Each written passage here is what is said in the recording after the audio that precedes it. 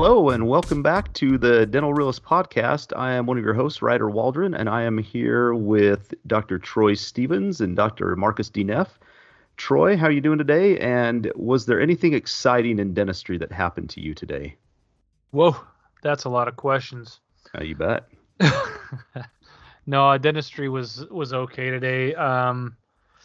Nothing really exciting today. Pretty straightforward stuff. Just a few crowns, some restorations, some fillings. Had a hard time getting a guy numb. So just the typical stuff. Normal dentistry. Yeah. Normal everyday stressful dentistry every single day. But what do dentists have to be stressed out about? Nothing. Marcus, how are you doing? And I'm guessing you didn't have a lot of excitement of dentistry today. I was not working today, so it was a wonderful day. I went to volleyball practice this morning for a couple hours, and I went to the gym, came home, mowed the lawn, took a nap, went back to the gym, did a spin class. Wow, that's a good day. Now you say doesn't volleyball pay the bills, practice, but it was a good day. No, you didn't make a dime. But why don't you tell the listeners you're not on a volleyball team, but tell them what your involvement is in the volleyball team. Why would you assume I'm not on a volleyball team? Well, that's he did go to a spin class. I should not assume that because you are a natural athlete. And okay, well, yes. Just tell us if you are on a volleyball team. No, my volleyball days are long since. In fact, I never was a volleyball player. But no, my daughters all played a lot of volleyball, and I've just kind of grown to enjoy the sport. And then I've been involved with our high school team, just helping them with stats and video and go to practices and stuff. And this year, my oldest daughter is coaching the freshman team, and I'm her assistant. So wow. I get to help with the varsity and do some video and a little bit of coaching there. But mostly I'm helping assist my daughter with the freshman team. There you go. So you travel you're kind of like the Eric's. I do. What? Yeah, you're traveling and everything. Oh, wow. So right. You are like the Eric Spolstra of Southeastern Idaho volleyball, high school volleyball, starting off as the video coordinator and working your way up. That's You're essentially right. Coach. Soon you'll be probably one of the see me greats. at the 2028 Summer Games. What summer coaching game the are those? Coaching the women's team, the Olympic women's volleyball. Oh, the team. Olympic game. Oh, I thought you meant like the Idaho State Fair Games or something like that. Well, I no, I've got higher aspirations than that. Oh man, you probably will end up there too. Yes. All right. Well, absolutely. We've had a few weeks off, which is better than a few years we've had off in the past. Mm-hmm. Absolutely. So since we recorded last, dental school has started, and college is back in session. But a lot of students are starting dental school for the first time, and this happened to us a long, long time ago, guys.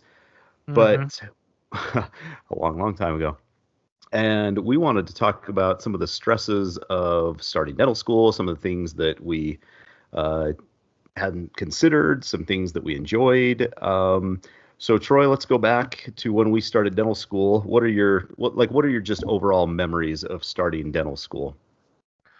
So my first thing is a little bit of stress from having to move my wife and my son at the time to a foreign land, if you will, of Milwaukee, Wisconsin, dragging them out there.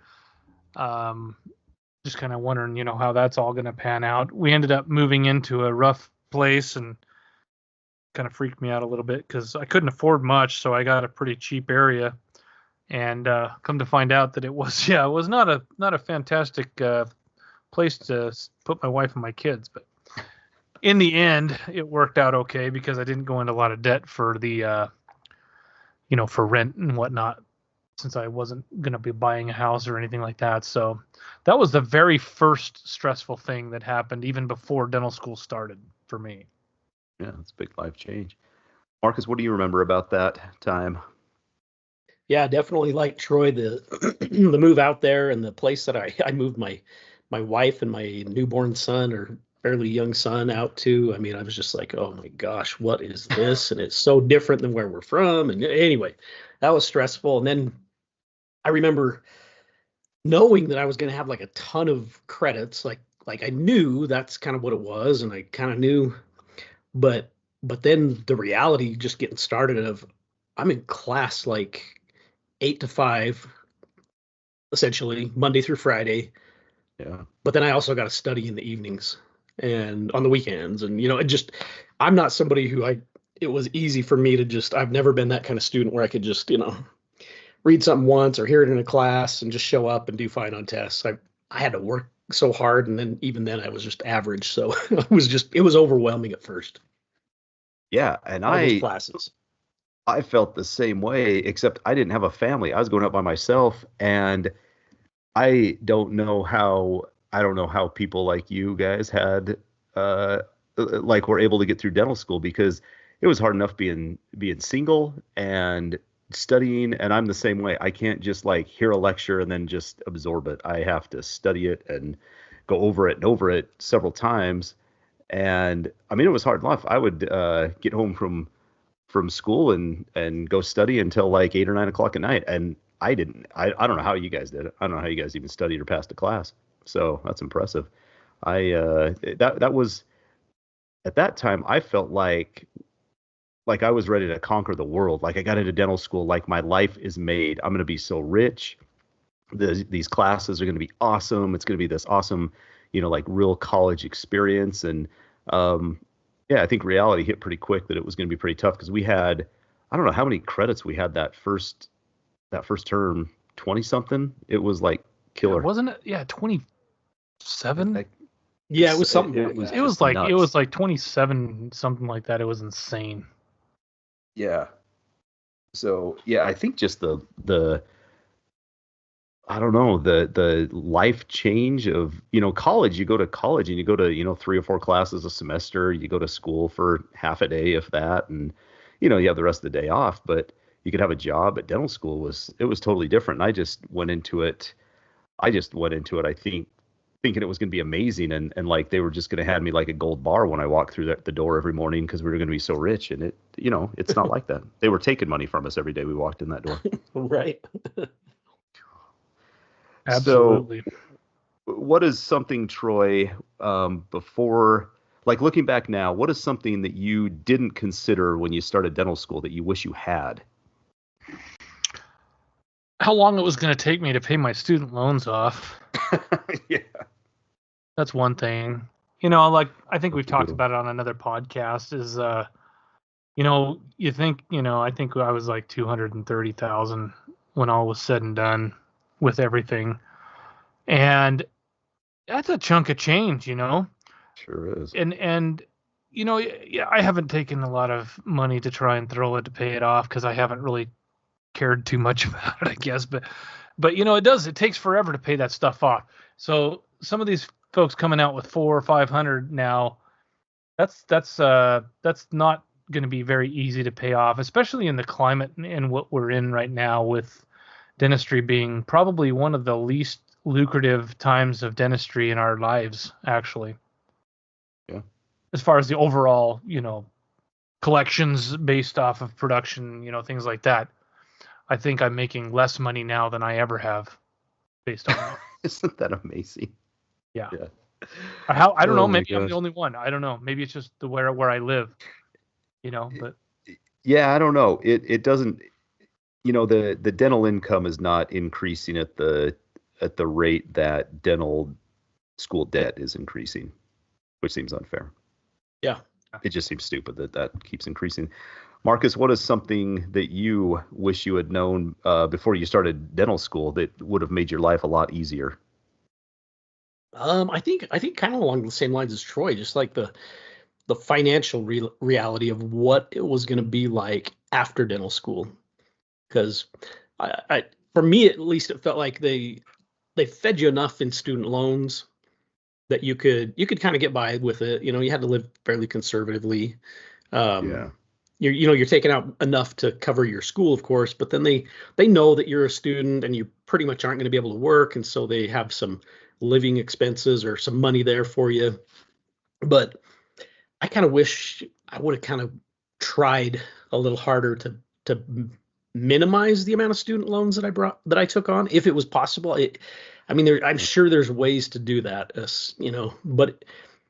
but just think if I would have spent a little more time thinking about that process and what those loans are going to be like after I get done. And, I don't think we ever were like tried to live lavishly at all. I mean, not that we could with using those student loans, but just trying to minimize that, the use of student loans.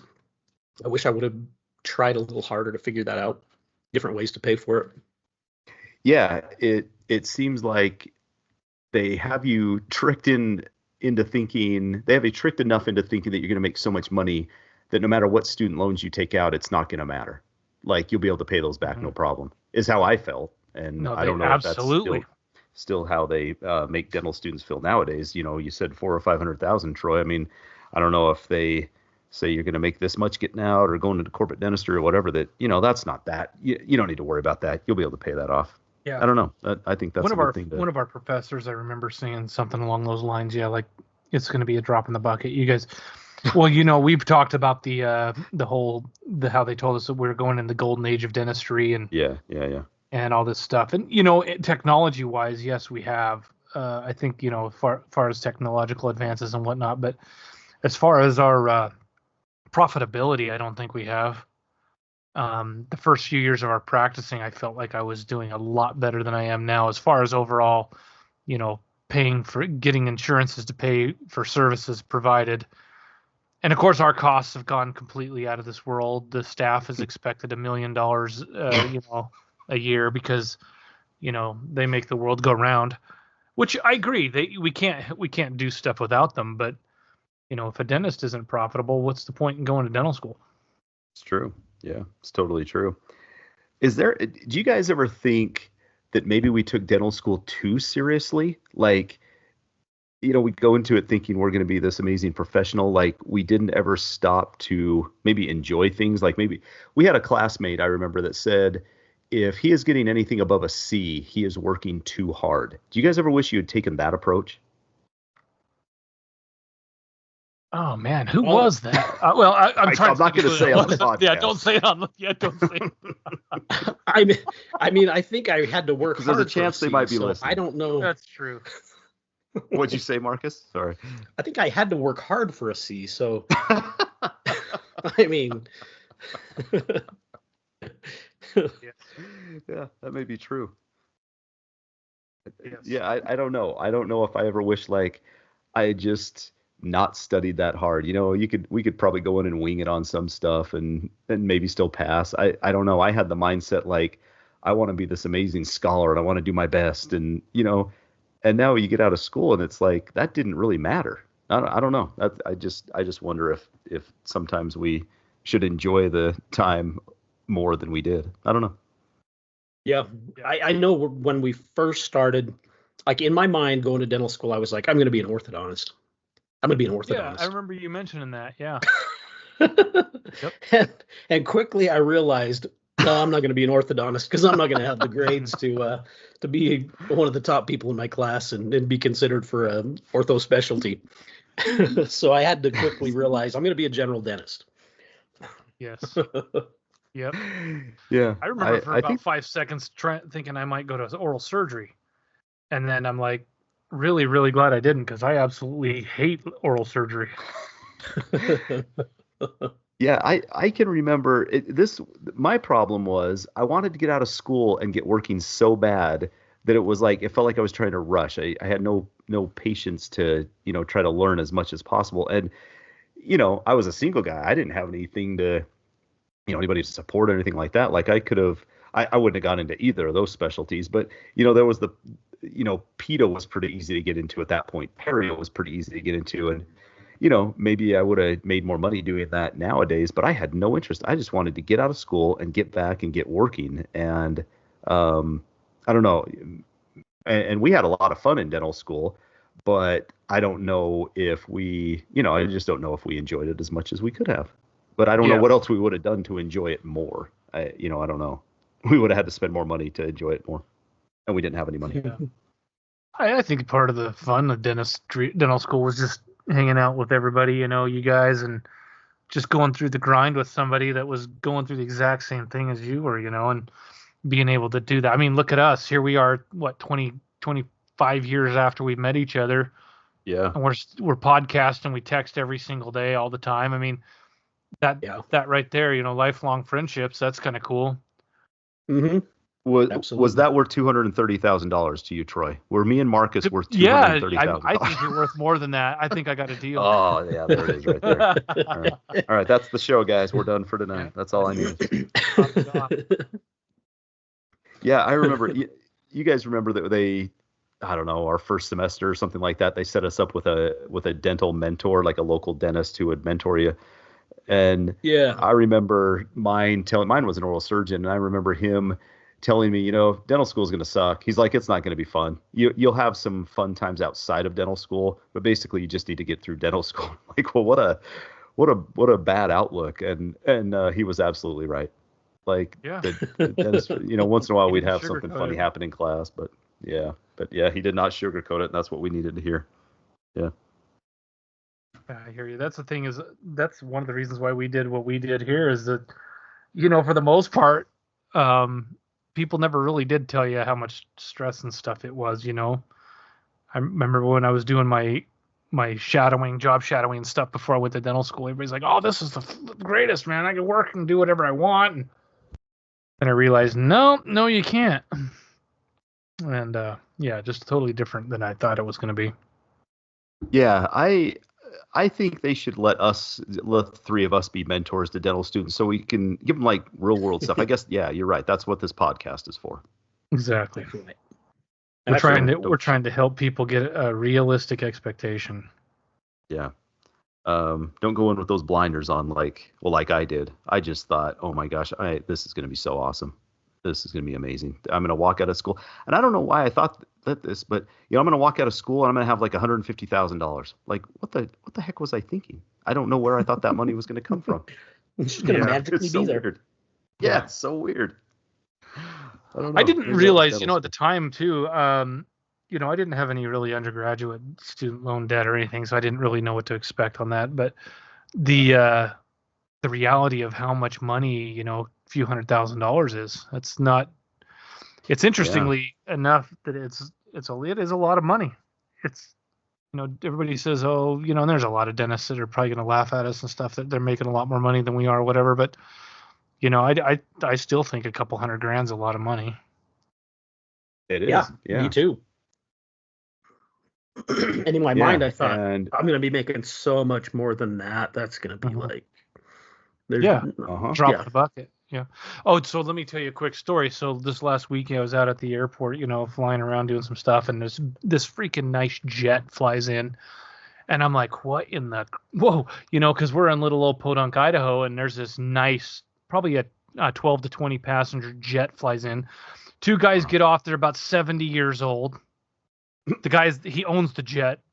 He gets into this Escalade, drives up to a place here in town that makes $1 million motorhomes, purchased his $1 million motorhome, paid a guy to take and drive it back to his house, got back in his jet, and flew back out. Wow. Probably a dentist, right? These guys are dentists? Yeah, had to be a dentist. Had to be. I mean, that's the kind of money we're talking. Yeah. I mean, this is a $5 million jet. Wow. Yeah. I mean, it's just, I was kind of like going, okay, should have done what he's doing.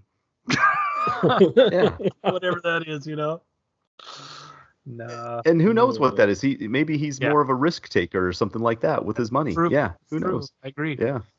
And we've talked about the three of us are not very risky. We don't take a lot of risk. Not at all. No. Maybe that's our problem. Take more risk. Yeah. So, I mean, one of my questions was, what would we do differently? So maybe take more risk. Okay, Troy, what risk would you have taken, say 20 years ago, got out of dental school? What risk do you wish you would have taken between that time and now? And Marcus, I'm going to ask you the same thing. All right. What risk would I have taken? Glad you're having Troy go first. You mean, yes, I'm going to. Looking back, hindsight, right? What would I have done? Yeah. I would have bought like 5-6 practices right out of school. Okay. Yeah. Having said that, that was because I know that they would have generated income instead of in this economy now. I just don't think it would have been as easy right now because of the associate situation where people are just so in debt they can't even get into practices. They have to be associates, and you can't really make a lot of money as an associate. Yeah, most unless people you're don't want just to be an associate forever. Yeah. But then I would have also been able, by now I would have sold all of them and I would have been able to retire, Right. So that's All right, Marcus. possibly what I would have done. So Marcus, what risk would you have taken? I gave you plenty of time to think about it. Yes, that's a good one, Troy. Actually, I mean, Yeah. In hindsight, looking at how things have developed, I mean, that would be a great way to do it. Is just own several practices, get them built up, and by now, you'd probably sell them to a DSO and you'd be set. Yeah. Exactly. No, I mean, I don't know. I was thinking along the lines of I for some reason got set in my mind that I just wanted to do it my way when I got done. I don't know, this is taking a risk, but I wish I would have done a residency or just jumped in and did the military through dental school for the loan repayment, and just to get a gradual, for me personally, I think kind of a gradual start into dentistry would have maybe set the table a little better, maybe built my confidence a little more in certain procedures and things. So, I mean, I don't know if that's taking a risk, but something I might have done differently is that I think would have helped me personally. Yeah, maybe me personally, a residency or going the military route right out of dental school. Yeah, I think I would have maybe tried to work at more offices. I was like you, Marcus. I wanted to have my own practice and just do it my way. And I wish I would have realized I didn't need to buy a practice or do a startup or whatever so soon, and gone and worked at 3 or 4 offices, learned how offices run. And maybe, take a risk of going to more CE. It's not a risk, but it's outside my comfort zone. Of going to more like endo CE to learn how to be better at molar endo. And I mean, there's nothing stopping me now from doing that. But, that would have been something that I don't know. I don't like endo that much. The risk, I'm afraid of risk because it's a risk every time you cut into a tooth. And stuff like that. So you're held to an endodontist standard, even though you're not an endodontist. Yeah, that is too. That's a rough thing too. It is. And I hear an endodontist does a molar root canal on number 3 in like an hour, and it'd probably take me 2-hour appointments or something like that when I've done them. It takes 3 or 4 or 5 hours, and so where's the getting paid for that? You're starting to lose money at that point. So, but I wish I would have gotten more efficient at other procedures early on. That probably would have been mine. Yeah. Good call. That's a good call. Yeah, because there's some stuff that I haven't really done much of at all, and part of it's because I just did a startup practice and I didn't have anybody there to mentor and show me the way or build up my confidence, and so some things I just kind of ended up being like, I tried that and that didn't work out so well, so I don't know if I ever want to do that again. Yeah, and if we don't have somebody that shows us how to do it, I where are we going to learn? I remember that's probably 10, 12 years ago, I had a local oral surgeon say that he was going to help some general dentists kind of learn how to place some implants or place some mini implants. Want to know if I wanted to, him to show me how to do it. I'm like, no, I'm good. I don't really have any interest in that. Now I'm thinking, how nice would that have been to have an actual oral surgeon show you how to do it? One I refer to, so if I needed help, he could help me out. And I just declined. I don't know, just stupid stuff like that, I guess. But I guess we can do what we want to do, and we're comfortable doing procedures we feel comfortable with. But there's times during the week when I'll have 2 or 3, 4 open hours, and I could be doing a molar endo at that point and not losing money, but I don't, so whatever.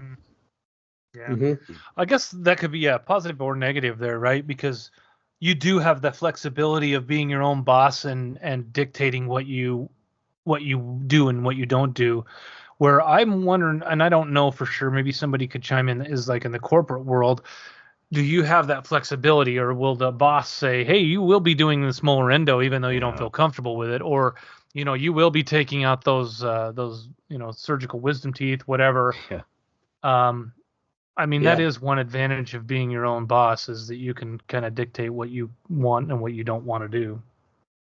Well, I was talking, this was a few years ago, I went to lunch with an endodontist I referred to, and he said that at this corporate office kind of in our area, he was getting a lot of retreats that were referred to his office, and strictly retreats coming from that corporate office into his office. And so he called the owner and said, "Hey, what's up? All I'm getting is retreats, but I'm not getting any, initial root canals referred." And the owner said, "Well, I tell all my associates that they at least have to try that root canal first, and if it fails, then they can refer. But if not, then they, if it doesn't fail, then we lucked out." But I mean, I wouldn't want that pressure. And as far as like the best interest of the patient, that is definitely not in the best interest of the patient. No, so absolutely not. At least we can sleep at night, I guess, knowing that we are, if we refer, we might be losing money, but we're not losing sleep over bad treatment.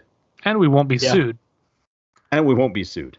And that's very important. That's a positive thing too, because it would only take a couple little times in court with something like that would kind of make your career kind of like, bad day. Yep, totally true.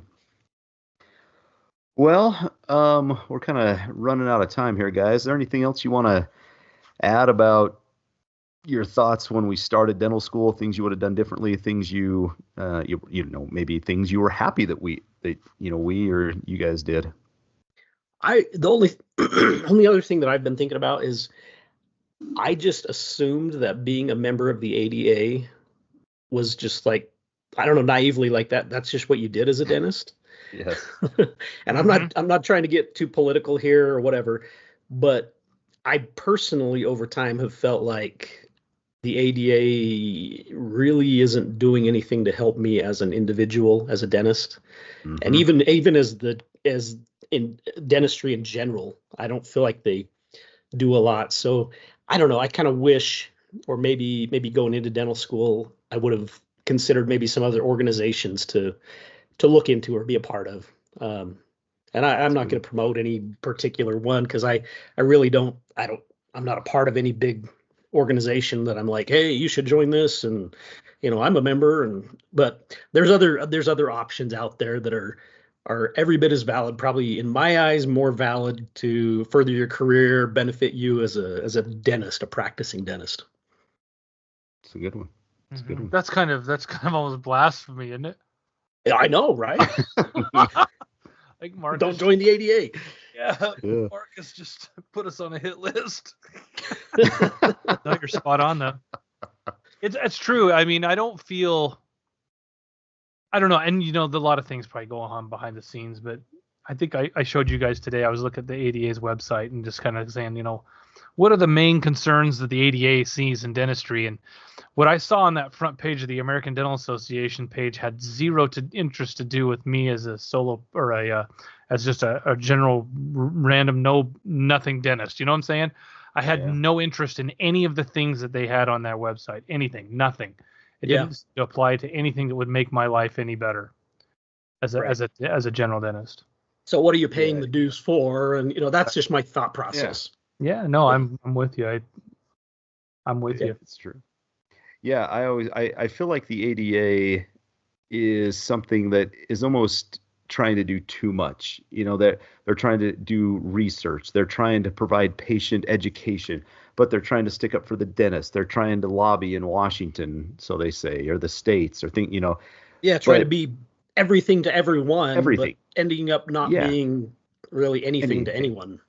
Yeah, it feels like if they, I get that, they might need to do research and things like that, but there's a lot of universities and other people that would do the research.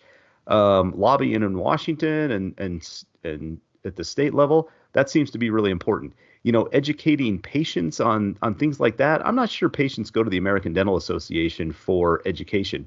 They're getting it from places like Crest and Colgate and stuff like that. And I don't know that, the local public is really asking those questions and going to the ADA's website for stuff like that.